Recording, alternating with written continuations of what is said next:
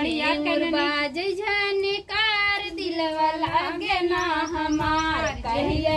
बदिलदार नाई हरवा में कहिया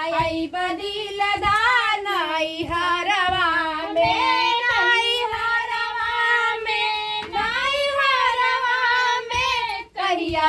बदिलदार नाई हरवा में कहिया बदिलदार नाई हरवा में। पापा दे पटना के साड़ी पापा कह दे है सवारी मम्मी दे दे है गवनवाया गहनवा में मम्मी दे दे है गवनवाया गहनवा में मम्मी दे दे है गवनवाया गहनवा में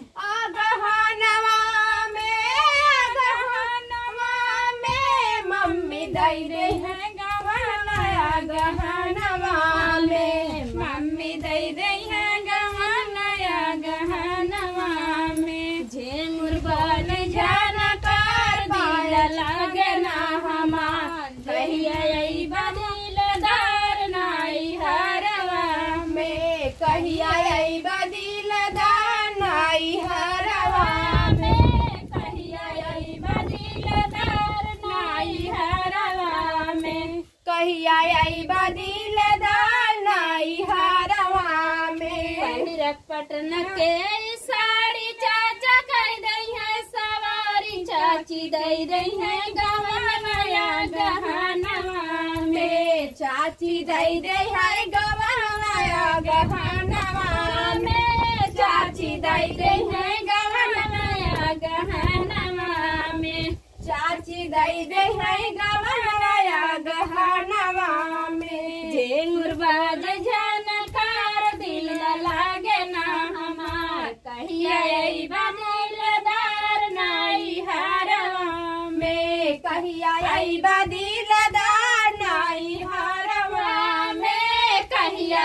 बदिलदार नाई हरवा में कहिया बदिलदार नाई हरवा में।